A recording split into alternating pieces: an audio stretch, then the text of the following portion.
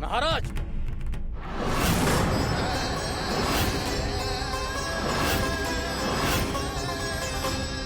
महाराज को उपास तोड़ते देखते बहुत क्रोधित हो गए।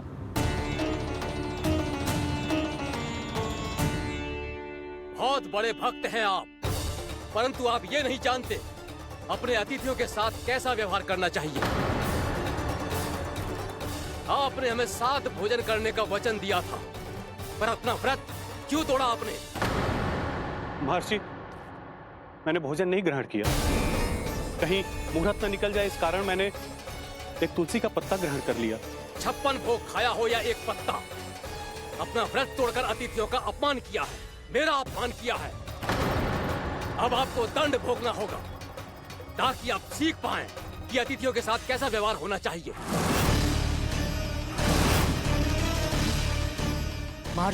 महर्षि, आप जो भी दंड मुझे देंगे मुझे स्वीकार है, किंतु आप क्रोधित मत होइए। क्रोध का कारण आपने दिया है महाराज। एक महर्षि का अपमान करके राक्षसी प्रवृत्ति का परिचय दिया है आपने, इसीलिए अब एक राक्षसी आपको दंड देगी।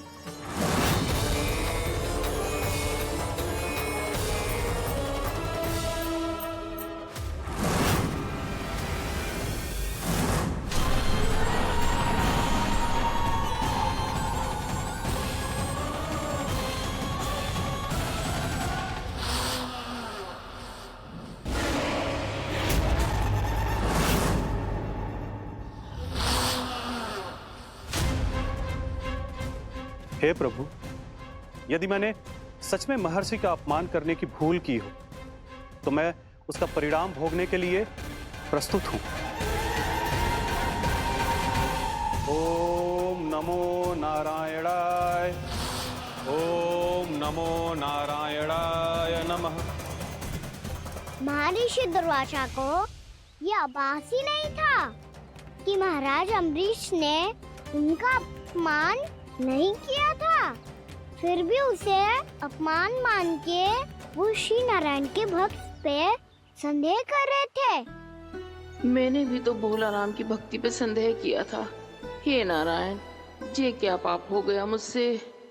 संदेह किसी अपमान से कम ना हो तो, और भगवान सब सह सकते हैं, पर उनके प्रिय भक्तों का अपमान सहन ना कर सकते, इसीलिए उन्होंने हस्तक्षेप करने का निर्णय लिया।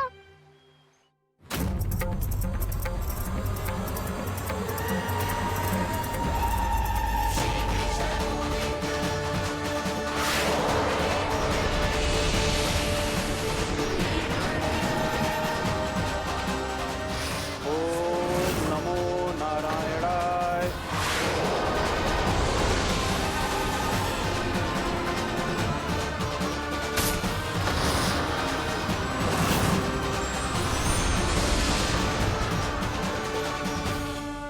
और फिर भगवान का वो सुदर्शन चक्र महर्षि दुर्वासा के पीछे पड़ गया। ये चक्र तो मेरी ओर बढ़ रहा है। ओम नमो नारायणाय। ये कैसे संभव हो सकता है? कोई रोको इसे, कोई रोको इसे।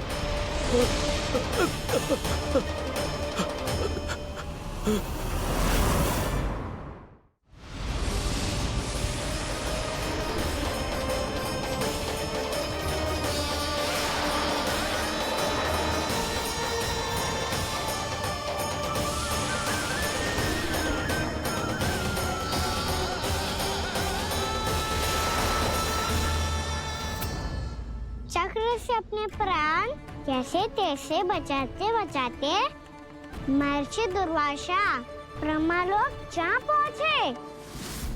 ब्रह्मदेव, रक्षा कीजिए। ब्रह्मदेव, सहायता कीजिए, मुझे बचाइए। ब्रह्मदेव, रक्षा कीजिए। ये सुदर्शन चक्र मेरे प्राणों के पीछे पड़ गया है। मुझे बचाइए ब्रह्मदेव, मुझे बचाइए।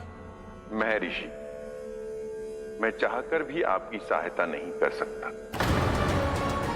ऐसी स्थिति में यदि कोई कुछ कर सकते हैं तो वो है सुदर्शन चक्र के स्वामी विष्णु, क्योंकि सृष्टि में केवल वही है जो इसे नियंत्रित कर सकते हैं।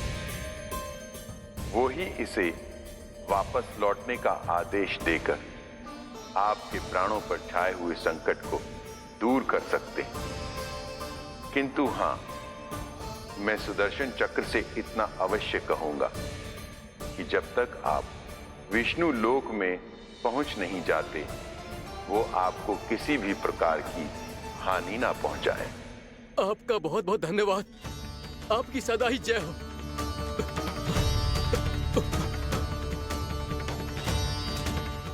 फिर क्या था? भागते भागते महर्षि दुर्वासा सीधे भगवान श्री हरि के शरण में बैकुंठ पहुंच गए। त्राहिमाम प्रभु, त्राहिमाम, मुझे बचाइए, मेरी सहायता कीजिए प्रभु, मेरी सहायता कीजिए। मैं आपके इस चक्र और ऊर्जा से नहीं भाग सकता प्रभु। कृपया करके अपने सुदर्शन को रोकिए, इसे वापस लीजिए प्रभु। यह असंभव है महर्षि। एक बार सुदर्शन चक्र मेरे हाथों से छूट जाए तो अपना उद्देश्य पूरा किए बिना, मेरे भक्तों की रक्षा किए बिना वापस नहीं लौटता। कोई तो उपाय होगा प्रभु, कृपया करके मेरे प्राण बचाइए प्रभु। मैं सुदर्शन की ऊर्जा से जलकर भस्म नहीं होना चाहता प्रभु। आप जो कहेंगे मैं करूंगा प्रभु। मेरी सहायता कीजिए प्रभु, मेरी सहायता कीजिए।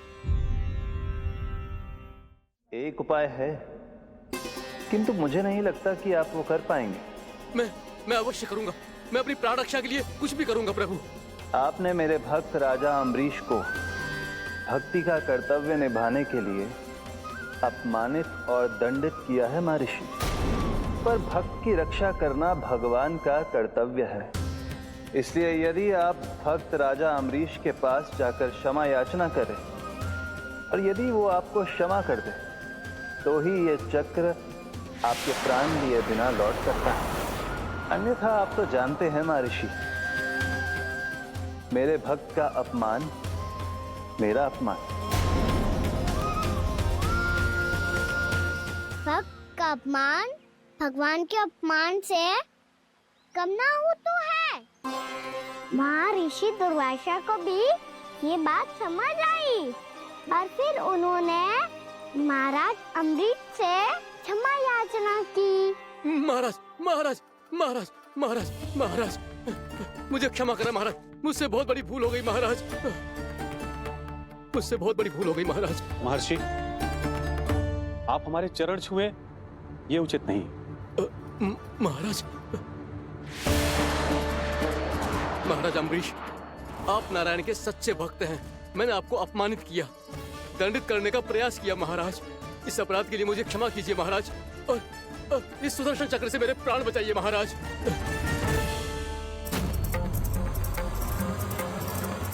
हे महान सुदर्शन, यदि महर्षि के लिए मेरे हृदय में अभी भी वही सम्मान और प्रेम हो जो इनके प्रथम आगमन पे था, तो कृपया आप अपने धाम वापस लौट जाइए।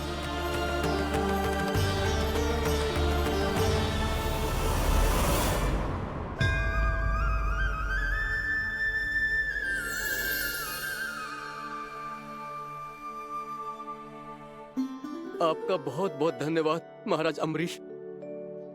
मैं आपको आशीर्वाद देता हूं कि आप देवराज इंद्र के समान शक्तिशाली हों। आपकी कीर्ति का पताका 10 दिशाओं में फहराए। मेरी बस एक ही इच्छा है महर्षि, कि मैं आपके साथ अपना उपवास तोड़ सकूं। अवश्य महाराज, हम सब भोजन आपके साथ करेंगे और अपने आप को नारायण की सेवा में अर्पित करके व्रत को पूरा करेंगे, क्योंकि आज जो यहाँ हुआ है उससे सिद्ध हो चुका है कि एकादशी व्रत का फल द्वादशी की सुबह भोजन करने से ही प्राप्त होता है। इस कथा से हमें पता चलता है कि सभी को द्वादशी के सुबह भर पेट भोजन करके एकादशी का व्रत पूरा करना चाहिए। और दूसरी बात, भगवान की सच्ची भक्ति अपमान कभी ना करना चाहिए। उनके साथ सदैव प्रेम से व्यवहार करना चाहिए। यही भगवान को सबसे अधिक प्रिय है। भैया भोलाराम, मैंने भी श्री हरि पे तुम्हारे विश्वास का उपहास उड़ाया था, मुझे क्षमा कर दो। ना ना, आप क्षमा मांगकर मुझे लज्जित मत करो। आप तो मेरी बहन जैसी हैं। जब महर्षि दुर्वासा जैसे महान ऋषि को भी प्रभु के भक्त से क्षमा मांगनी पड़ी, तो मैं तो बहुत ही तुच्छ हूँ। मुझे आपकी किसी भी बात का बुरा ना लगा। पर पता है प्रभु को कौन सी बात सब बुला रखता है? कौन सी बात? जब उनका भक्त भूखा रहे, समय पे अपना व्रत पूरा ना करे। और जैसा कि आप सभी ने अभी कथा से सीखो है, एकादशी के व्रत को द्वादशी की सुबह अवश्य पूरा करना चाहिए। अब आप जाओ, अपना व्रत पूरा करो।